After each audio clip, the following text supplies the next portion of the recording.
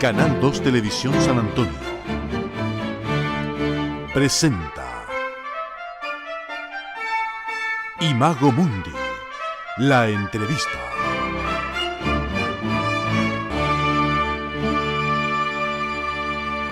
Estamos acá en Chilena FM, Canal 2 de San Antonio, para compartir un nuevo bloque de ciencias. Esta vez estamos junto al doctor Francisco Javier Muñoz Sáez, quien es profesor asociado de la Facultad de Ciencias de la Universidad de Chile, con especializaciones en distintos temas propios de lo que tiene que ver con su investigación científica. ¿Qué tal, doctor Muñoz? Bienvenido a nuestro espacio. Hola, muchas gracias. Gracias a usted por estar con nosotros. Bueno, primero que todo nos gustaría comentar una noticia que apareció publicada este año en la página de Ciencia de la Universidad de Chile, en la cual se habla de la mejora de herramienta crucial para la ciencia de materiales. ¿Usted nos podría contar a grosso modo de qué consiste esta noticia para irla después detallando sus principales aspectos? Sí, ese es un trabajo que comenzamos durante mi postdoctorado en Alemania, en un instituto Max Planck. Yo trabajo en aspectos más computacionales y teóricos de lo que son materiales cuánticos, es decir, materiales que se necesitan para las tecnologías del futuro. No mejorar las actuales un poco, sino que hacer el paso radical a las siguientes.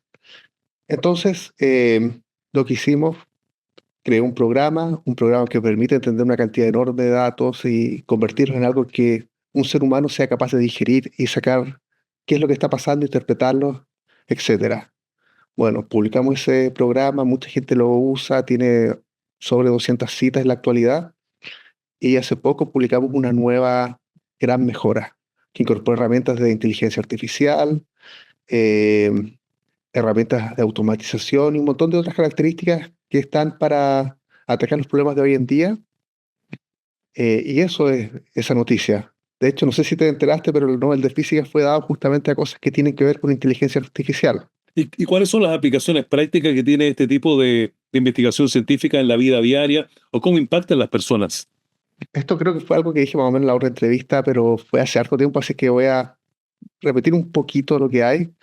Eh, si vamos y le preguntamos a nuestros abuelos sobre cómo era la electrónica en esa época, cómo eran las radios, cómo era cualquier dispositivo eléctrico, eran cosas gigantes. Un velador completo era una radio con tubos. Todavía se ven escenas, por ejemplo, si ven Tom y Jerry, donde salen esas radios de tubos gigantes, viejas. Tom y Jerry tiene como 70 años, así es que por eso es. En la actualidad nosotros tenemos por ejemplo, nuestro celular, que tiene una capacidad de cómputo increíble. Es realmente absurda, los computadores también, eh, etcétera. Eso se debió a la invención del transistor. El transistor permite reemplazar los tubos de vacío, que eran como las ampolletas incandescentes, por cosas que son de unos pocos nanómetros. Es decir, dentro de un trocito bien pequeño del celular caben miles de millones de transistores. Ese es probablemente el mayor cambio en nuestra vida diaria en los últimos 100 años. Nuestra forma de comunicar, nuestra forma de pensar, nuestra forma de trabajar, la forma de la economía mundial fue cambiada por el transistor. El transistor es un fruto de la mecánica cuántica. Sin embargo, ya está llegando a su límite. No se puede hacer más pequeño. Sí se puede un poquito. Y hay como estrategias de cómo hacerlo un poquito más pequeño, un poquito más, cómo apilar uno sobre otro, etcétera. Y esos son cambios menores. Lo que estamos buscando y lo que está buscando el mundo es una nueva revolución cuántica. Es el nombre que tiene, la segunda revolución cuántica. La primera fue el transistor. Pasar de los tubos que son como ampolletas a algo que es muy pequeño, muy confiable, muy barato.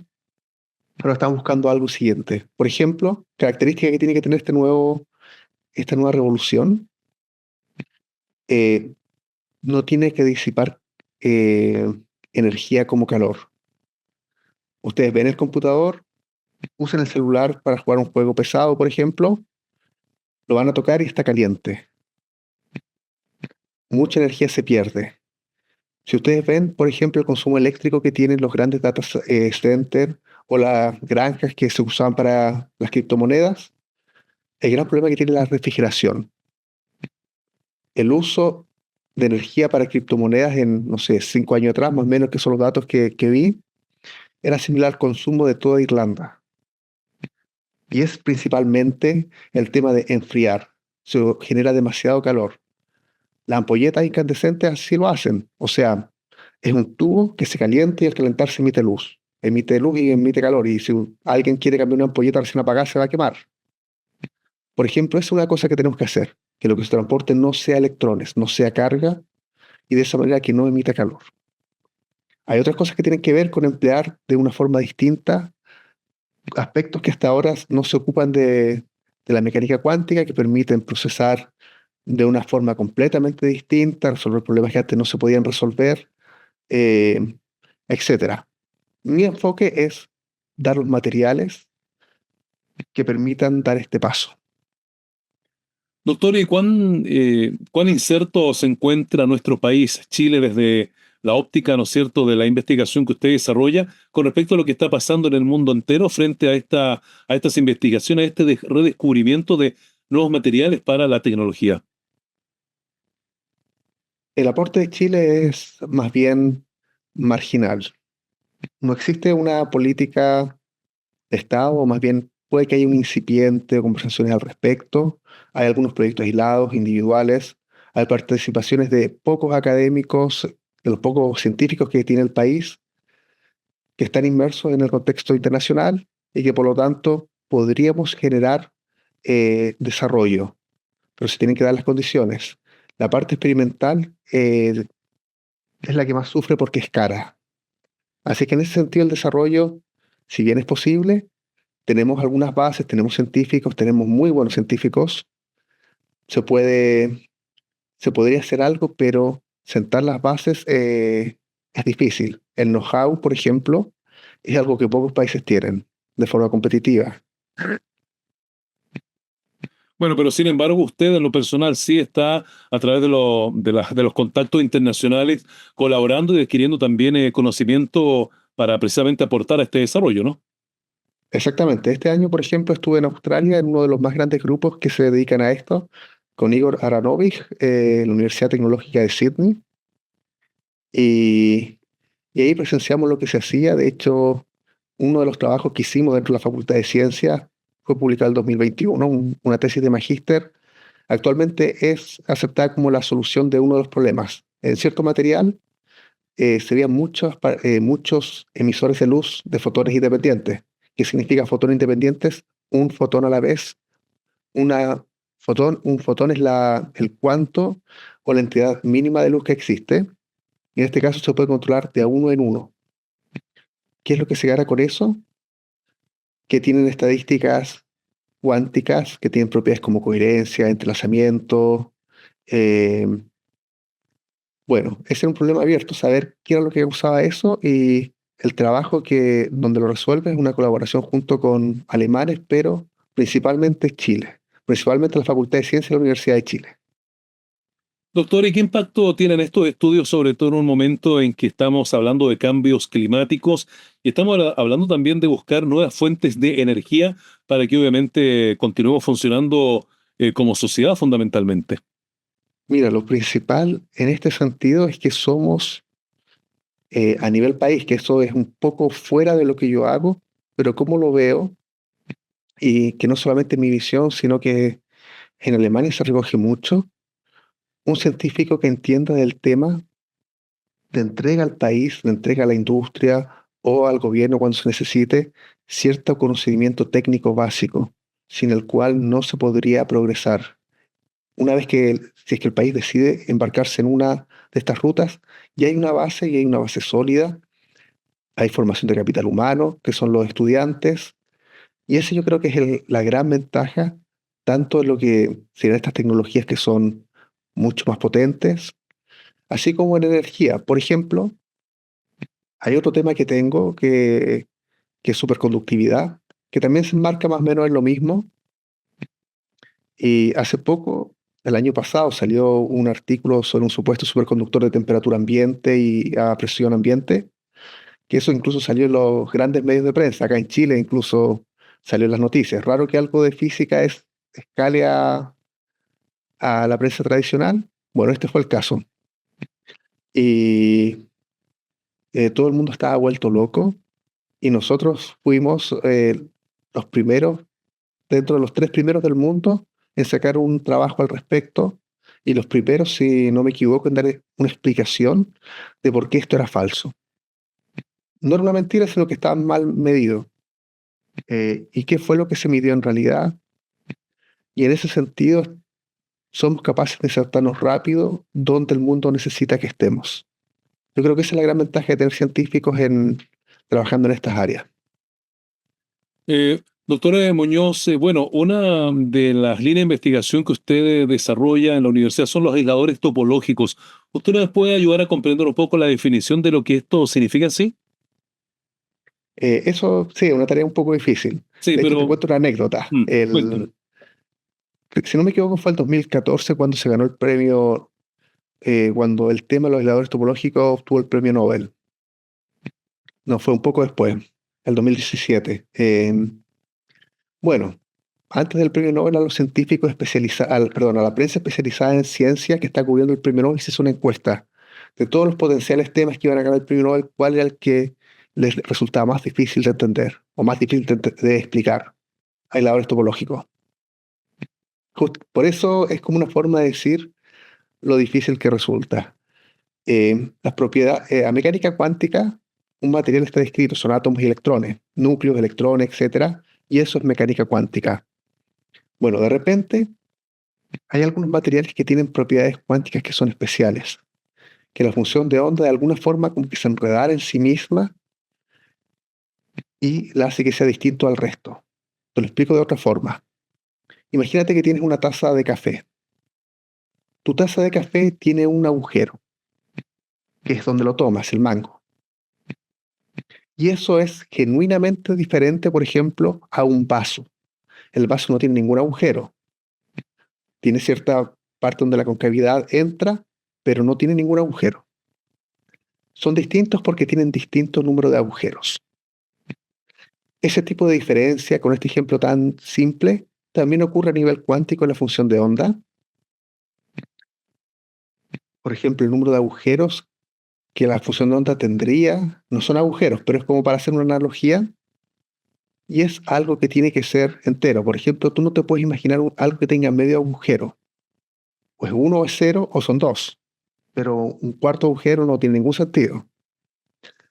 Bueno, cuando un material que tiene cierta característica topológica, como serían los agujeros, se encuentra con otro, que podría ser el vacío, el aire, eh, es necesario que se indefina. ¿Qué significa que se indefina?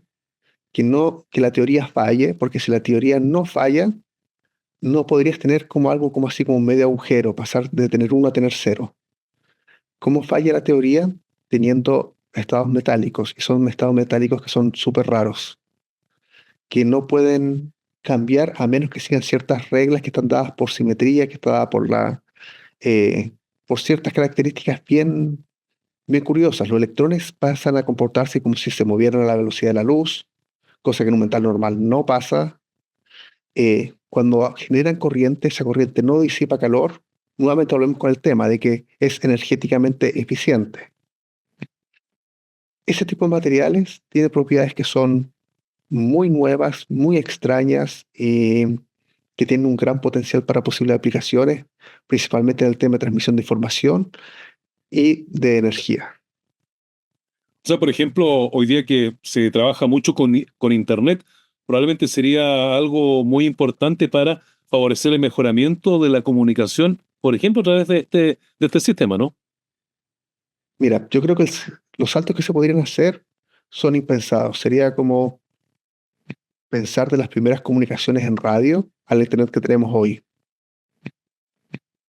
Ese es el nivel de salto, que hace algunos años todo era análogo. Ahora, por ejemplo, me parece que televisión análoga ya no existe. Tal vez en algunas regiones, no lo sé, Se pero terminó la televisión analógica ya a comienzos de este año completamente. ese es el nivel de salto que uno podría esperar. Bueno, y en este sentido, doctor, ¿cuál cree usted que, hablando un poco de la física, que es la otra materia que obviamente más ampliamente usted domina, el aporte que la física ha hecho a nivel general en la ciencia, primero partamos de nuestro país y también a nivel mundial? Bueno, esa, a nivel país, la física Primero que todo, quiero referir un poco a la institución que representamos, la Facultad de Ciencias de la Universidad de Chile. Nuestra facultad es, de alguna forma, la que comenzó, junto también con la de Ciencias Física y Matemática. Ambas facultades son las que han llevado la ciencia al país. Actualmente hay muchas universidades que tienen física, muchas universidades de muy buen nivel, y si uno va, busca a los profesores dónde comenzó esto, fueron alumnos nuestros. Así es que en gran parte el desarrollo de la ciencia del país se debe a la Universidad de Chile y a estas dos facultades. Eh, Así es que esto ha llevado dos cosas. Uno, llevar más gente, y dos, generar un impacto internacional. El currículum científico no es algo que se vea como lo que ocurre en el país y lo que ocurre en el mundo. Es una sola cosa. Si uno genera impacto, ese impacto es mundial. Si uno publica un artículo, tiene que ser algo que le interese a la gente a nivel mundial. Eh, por eso uno colabora con gente de las mejores universidades del mundo, por eso uno participa, uno viaja harto a lugares donde hay ciencia de primer nivel. Vienen investigadores también de otros lados, vienen a visitarnos, porque la ciencia en sí es global y el impacto que se genera, la ciencia que hacemos acá en Chile es ciencia global. Por ejemplo, hay un índice que hace Nature, que se llama Nature Index, que mide el impacto que genera por país la ciencia. En Chile física destaca. Y no solo destaca física, sino que hace un segundo índice analizando los datos, que la productividad versus el costo. Para los recursos que se destinan en Chile, Chile es extremadamente productivo. Así es que eso es lo primero, está cuantificado por las mejores revistas del mundo, que Chile sí es productivo, es muy productivo en física, y además lo hace a un costo bastante bajo.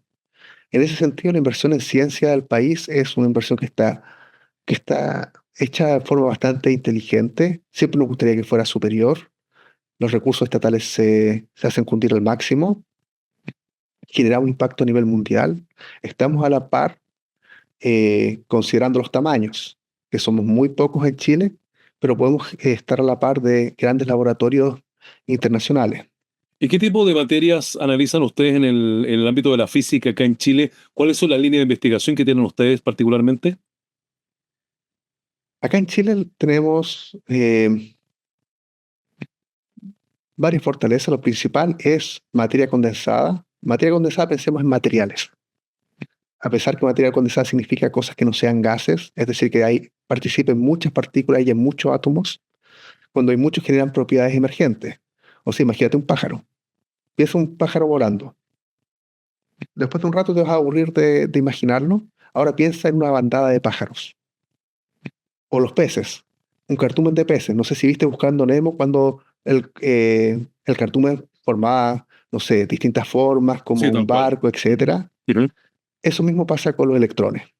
Una vez que tenemos un montón de electrones, se comportan como cualquier otra cosa. Incluso se podrían comportar como partículas que sean opuestos a los electrones. Se podrían comportar como partículas que no tuvieran masa, que no tuvieran carga eléctrica. Pueden hacer cualquier barbaridad una vez que hay muchos juntos. Ese es un aspecto que tenemos, que es muy potente en todo el mundo y también en Chile. Un segundo aspecto que es potente en el mundo y en Chile es física de partículas, que son estudiar los aceleradores de partículas, que son las cosas fundamentales. Por ejemplo, con lo que te decía del pájaro, no enfocarse en la bandada y ver qué es lo que pasa a nivel bandada, sino que enfocarse qué es lo que pasa con cada pájaro. El pájaro tiene dos alas, sacar las plumas, ver cómo son las plumas, etc. Eso no lo tenemos en la Universidad de Chile. Sin embargo, en la Universidad de Chile tenemos cosas que son bastante interesantes. Por ejemplo, vemos física de plasmas, qué es lo que pasa con el clima espacial. También vemos qué es lo que pasa con sistemas complejos. ¿Qué significa sistemas complejos? Entender cómo se conectan las redes. Había una película sobre esto, de Facebook, de que todo el mundo está conectado por 6 personas. No la vi, en todo caso, pero ver cómo un sistema afecta a otro. Las redes también se puede aplicar para cualquier cosa. Cómo si sube algún hormona en el cuerpo, eso repercute a distintos niveles de lo que es la respuesta biológica del cuerpo, hay muchas rutas, eso está bastante bien estudiado, no es mi área, así que no lo manejo, pero es algo que hacemos mucho en la Facultad de Ciencias. Eso sería, a grosso modo, las cosas que se hacen acá. Doctor Muñoz, ¿y de qué manera se puede incentivar, por ejemplo, a nuestros estudiantes en la enseñanza media para que precisamente prefieran abordar temas de la ciencia y también a la larga, con el paso de los años, ser un aporte a lo que ustedes están desarrollando en el ámbito científico?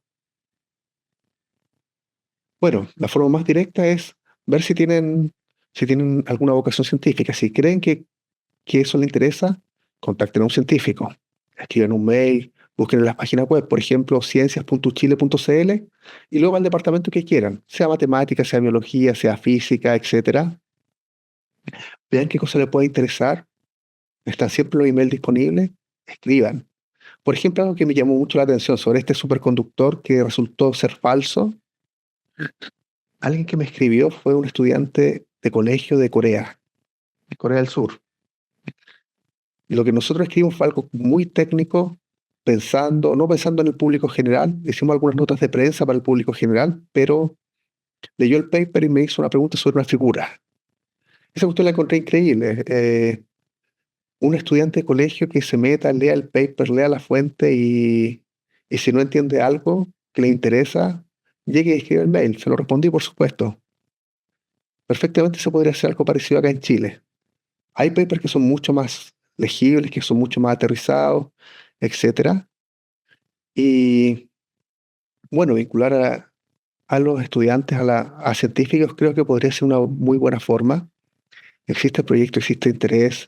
Eh, Actualmente soy director del departamento de física y es normal que las reuniones con los demás académicos, ellos me digan propuestas para vincularse con los colegios, o cosas que les gustaría y les falta alguna parte, tal vez les falta un link con algún profesor que quiera hacer, que pudiera aprender con esta idea. Así que escribir, eso es algo que hay que hacer. Los científicos en general tenemos muy buena acogida, pero la mayoría no somos muy ávidos de las redes sociales, por ejemplo. Pero Así que un email es de todas maneras, la invitación es para que estudiantes de enseñanza media o, ¿no es cierto?, de los colegios puedan contactarse con ustedes y preguntar obviamente lo que sea sin temor a nada, sino que satisfacer las inquietudes, ¿no? por supuesto, exactamente. Ya cosas más formales, por ejemplo, si un profesor tiene una buena idea, vamos a hacerlo hacia adelante. Tenemos, Estamos inscritos dentro de una facultad que nos apoya, que tiene una dirección de extensión. Hay académicos que tienen proyectos, los proyectos requieren extensión. Incluso tenemos fondos para poder, algunas actividades nosotros podríamos cubrirlas, pero muchas veces lo que nos falta es el contacto con la sociedad. Tenemos muchas cosas que hacer, estamos muy metidos en la ciencia, y si la sociedad civil quiere proponernos algo, fantástico, conversemos. Doctor, y para quienes estén interesados en conocer más de lo que ustedes desarrollan ahí en el Departamento de Física, en la Facultad de Ciencias, ¿cuáles son los datos? ¿Qué página tienen? ¿Cuáles son los datos para poder llegar precisamente a esa información? La mejor forma, ciencias.chile.cl. Y ahí seguir los links de la facultad. Bien, Así doctor, que, le dejamos estos minutos finales para alguna conclusión, algo que usted quiera agregar en esta entrevista. bueno, está, hay algo que estamos viendo, por ejemplo, dentro de la facultad, y hay algo que tiene que ver con la Universidad de Chile, que es bien importante. Estamos con un proceso de autoevaluación por la acreditación. También como departamento hemos llevado un proceso estamos comenzando un proceso de actualización del plan de desarrollo, y estas dos cosas nos han mostrado la Universidad de Chile los buenos números que tiene. De verdad que me formé en otro lado, no es mi alma mater la Universidad de Chile, pero aprovechémosla. Tiene muchas oportunidades, hay muchos programas en los que los estudiantes que estén interesados pueden entrar y pueden acercarse a la universidad ya estando en el colegio. De alguna forma, siento que podríamos hacer, si es que tuviéramos una contraparte, vincularnos mejor a la sociedad civil, salir un poco tal vez de los laboratorios.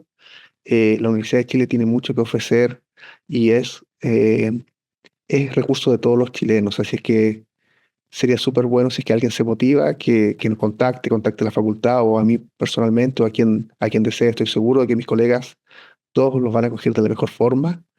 Y eso, aprovechemos la universidad que tenemos como país. Ujú. Bien, doctor Francisco Muñoz Sáez, le agradecemos mucho los minutos que ha compartido acá con nuestro medio de comunicación. Muchas gracias a ustedes por la invitación. Bien, porque esté muy bien. Igualmente. Bien, pues hemos conversado con el doctor Francisco Muñoz Sáez, quien es profesor asociado de la Facultad de Ciencias de la Universidad de Chile, que esta semana nos ha acompañado, como siempre, en nuestro bloque dedicado a la divulgación científica. Muchas gracias por la sintonía. Canal 2 Televisión San Antonio presentó